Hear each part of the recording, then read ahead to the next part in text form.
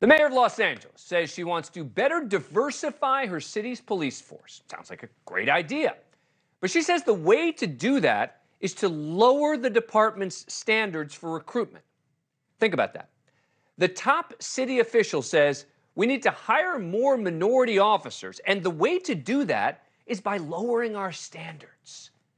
Now, if anyone else said something remotely close to that, the left-wing media would be outraged. The cancel culture vultures we've been talking about would be circling. Is she saying racial minorities can't meet the same mental and physical standards as white officers? Isn't that racist? LA Mayor Karen Bass is a six-term Democratic congresswoman who's built her reputation on progressive values and who actually faced a surprisingly strong challenge from a more moderate pro-police Democrat in November. According to an internal city document obtained by our show, Mayor Bass wants the LAPD to find a third party to, quote, identify obstacles to entry for recruits who failed to qualify for training. Have this assessment include recommendations for removing these obstacles, especially for ethnic groups disproportionately left out of new officer training, meaning let's figure out ways to help minorities avoid the basic requirements for becoming a police officer? The memo titled LAPD Metrics also instructs the department to, quote, identify, discipline, and/or terminate officers associated with right-wing domestic extremist organizations. Now, Bass is faced with huge problems of homelessness and crime, which she campaigned on being able to fix.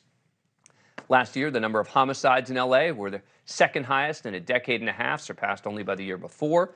Compounding the problem, the LAPD is facing major recruitment and retention struggles. With a force of about 9,200 officers, they're already down around 217 officers and 60 civilian employees. Meanwhile, 600 more officers are expected to either retire or otherwise leave the force this year. And if Bass wants to meet her stated campaign promise about police, she's got a long way to go. My public safety plan calls for getting officers on the street immediately in neighborhoods and areas that want to have an increased police presence. We also need to hire officers. We need to bring LAPD up to its authorized budgeted amount, which is about 9,700, which means in any given month we might need to hire from 200 to 400 officers.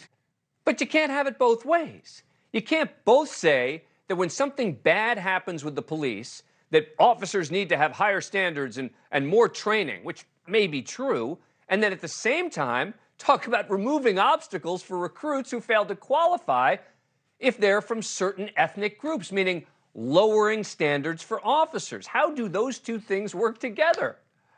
Joining me now, LAPD Detective Jamie McBride. He's the director of the Los Angeles Police Protective League, the union that represents LAPD officers. He oversees academy recruitment there. Thanks very much for coming on the program. Appreciate it. What do you make of the mayor's comments in this document?